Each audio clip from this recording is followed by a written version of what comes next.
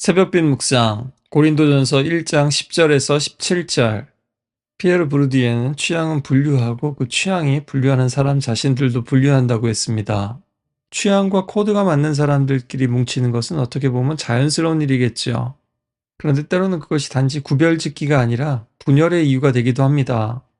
고린도 교회 성도들은 지도자들을 분류했지만 동시에 자기 자신도 드러냈습니다. 나는 더 지적인 사람, 나는 더 전통적인 게 좋은 사람, 나는 더 신비로운 것을 추구하는 사람, 이런 식으로 자기 표시가 되어버렸습니다. 그리고 교회 안에 파벌과 분열을 만들었습니다. 오늘 바울은 그저 사이좋게 지내십시오 하고 권면하는 것이 아니라 교회 분열이 어디에서 시작됐는지 그 뿌리에서부터 치료를 시작하려고 합니다. 형제들을 부르면서 바울이 권면을 하는데 바울은 자기 이름으로 말하지 않습니다. 자신이 사도니까 자신의 이야기를 들으라는 것이 아니라 예수 그리스도의 이름으로 권면하고 있습니다. 교회의 하나됨도 질서도 회복도 결국 예수님의 이름 안에서만 가능하기 때문입니다. 그리고 모두가 같은 말을 하고 분열 없이 한마음 한뜻으로 굳게 연합하라고 합니다. 교회가 획일적이 되라는 뜻이 아닙니다. 오히려 이단에 빠진 사람들이 진짜 다 똑같은 말을 하죠. 또 어떤 교회들은 이런 유사한 분위기에 빠진 교회들도 있습니다.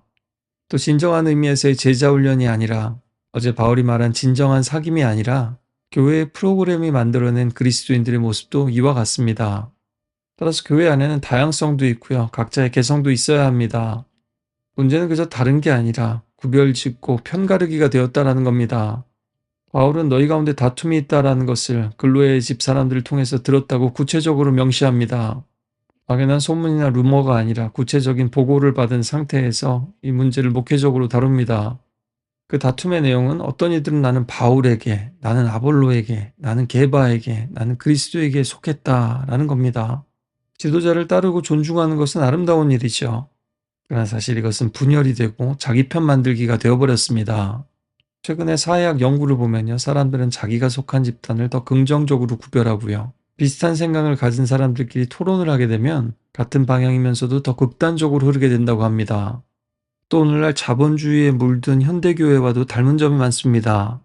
이런 예배 스타일, 이런 찬양 스타일, 이런 설교 스타일, 이런 신앙생활 스타일을 따라서 교회들은 브랜드화를 하고 또 어떤 이들은 그 취향과 코드에 따라서 교회를 정하고 신앙생활을 하게 됩니다.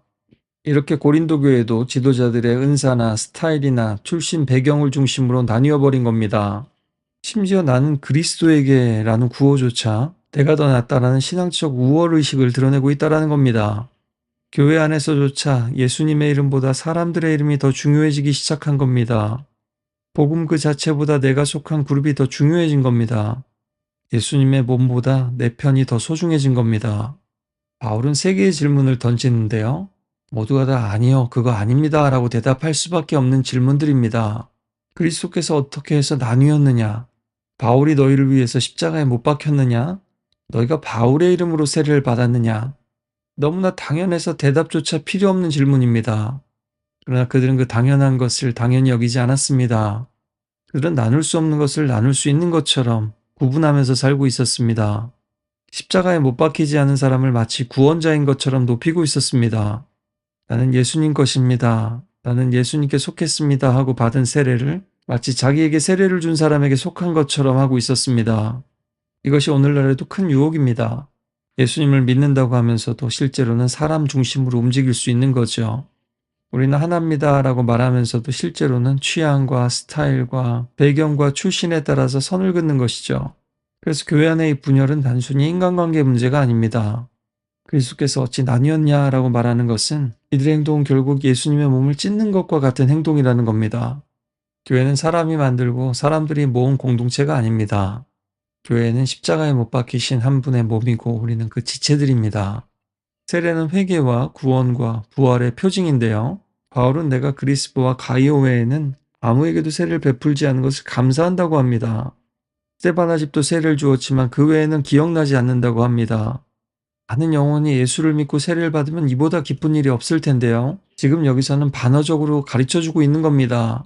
세례는 너무너무 소중하고 누가 집례했느냐, 누가 세례를 줬느냐가 중요한 게 아니라 내가 이제 예수께 속했다라는 것이 가장 중요한 것입니다. 음식을 시켜 먹는 게 중요하지 우버이츠를 시키든 딜리버루를 시키든 그게 무슨 큰 문제가 되겠습니까? 그런데 사람들이 그걸 가지고 자랑하고 그걸 가지고 싸우고 있더라라는 겁니다. 바울은 더 충격적으로 말합니다. 예수님께서 나를 보내신 것은 세례를 베풀게 하려고 하신 게 아니라 복음을 전하게 하시려고 하신 것이다. 말의 지혜로 하지 아니함은 그리스도의 십자가가 헛되지 않게 하려 합니다. 교회가 무너지는 이유는 바로 이 중심이 바뀌기 때문입니다. 사람이든 형식이든 그 어떤 것이든 십자가가 중심이 아니라 그 외의 것이 중심이 되면 그렇습니다. 고린도 사람들은 특히 말의 지혜를 좋아했습니다. 고도의 수사학과 웅변, 설득력, 지적인 우월감. 그러나 바울은 말합니다. 그렇게 되면 십자가가 가려진다고. 사람들이 빛나기 시작하면 그리스도의 십자가는 오히려 흐려진다고 말입니다. 에리 프롬은 인간은 자유를 원하면서도 그 자유의 불안을 견디지 못해서 권위와 집단에 자신을 맡기려 한다고 했습니다. 고린도 교인들도 그랬던 겁니다. 예수님 안에서 참된 자유를 받았지만 자유롭게 살기보다 지도자의 이름 아래 숨으려고 했습니다. 그렇게 공감하고 동일시하면 편안합니다. 그런데 십자가는 그 편안함을 깨뜨립니다. 내가 속한 편이 있으면 안정됩니다. 그러나 십자가는 그 분열과 파벌 안에서 안정감을 얻도록 그냥 놔두지 않습니다. 자신을 따르는 사람들을 향해서 바울이 너희를 위해서 십자가에 못 박혔느냐, 오죽하면 바울이 이렇게 얘기했겠습니까?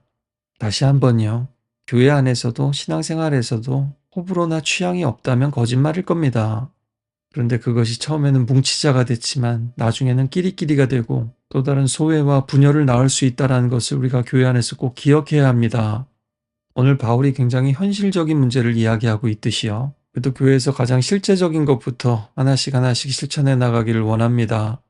전에 말씀드려서 노력하시는 분들도 계신데요. 예배 후에 친교하고 식사할 때도 의식적으로 잘 모르는 분들, 또 친하지 않은 분들과도 더 적극적으로 교제하실 수 있길 바랍니다. 또 나도 쭈뼛쭈뼛 하겠지만 먼저 다가가서 손 내밀고 말도 거는 겁니다.